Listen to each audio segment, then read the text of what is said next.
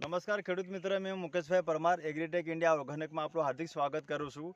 જે એવા ખેડૂત સાથે મેં મુલાકાત કરવા જઈ રહ્યો કે જે ઘઉંની ફસલની અંદરમાં જે આપણી ઓર્ગેનિક જૈવિક ખેતી કરી છે, બરાબર, એમના વિશે થોડીક માર્ગદર્શક આપણે લેવા જઈએ। કેમ છો દાદા? સારું છે। સારું છે ને? તમારો પરિચય બોલજો જરા, નામ?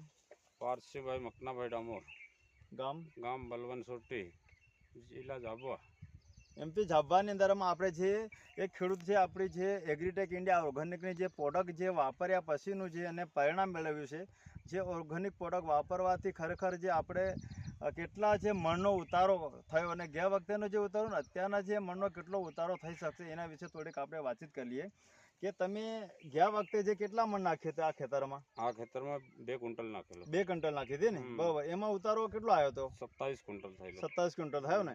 અત્યારે આપણે અહીંયા હાલની અંદરમાં આપણી પ્રોડક્ટ વાપરી એમાં કેટલા ક્વિન્ટલનો જે અત્યારે નાખ્યો?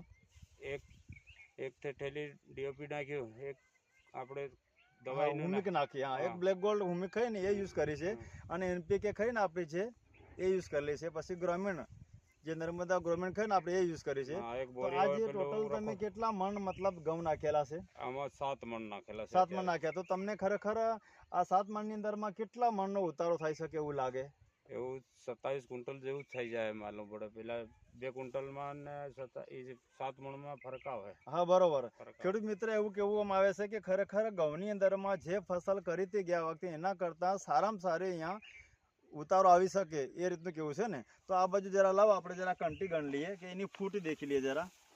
આમ લાવો છે ભાઈ, બરાબર। આ ઘઉંની ફૂટ છે આપણી 1, આ 2, આ 3, આ 4, આ 5, 6, 7, 8, 9, 10, 11, 12, 13, 14, 15, 16, 17, 18, 19, 20, 21, 22, 23, 24, 25, 26, 27, 28, 29 ને 30 ને 31 એવી રીતના એક સરખી બધી જગ્યા પર છે ને આ રીતની છે ને એની કન્ટિન્યુ જુઓ તમે, બરાબર। આટલી જે ભરાવદાર છે હજુ તો મતલબ એની જે હજુ ઉસર છે, હા, હજુ ઉસર છે મતલબ, અને વેસ્તિક છે ને આપણી જે ઉમી પણ વેસ્તિક ભરાશે, બરાબર। તો જે પણ બધા ખેડૂતો જે ઘઉંની જે ખેતી કરે એમને સલાહ શું આપવું જોઈએ કે ખરેખર જે મારી પ્રોડક્ટ છે ઓર્ગેનિક વાપરવી જોઈએ કે ના વાપરવી જોઈએ? વાપરવી જોઈએ। સારું ઉપયોગ તો સારો આલી ફેર વાપરવી જોઈએ। હા, આપણો જે અભિયાન છે એગ્રીટેક ઇન્ડિયાનું કે વિશ્વમુખ ખેતી રોગમુક્ત ભારત એના અંતર્ગત અભિયાન છે। અભિયાન સાથે આપણે પ્રાકૃતિક જૈવિક ખેતી કરવાના છે, કમ ખર્ચની દરમાં ઉત્પાદન વધારે, બરાબર।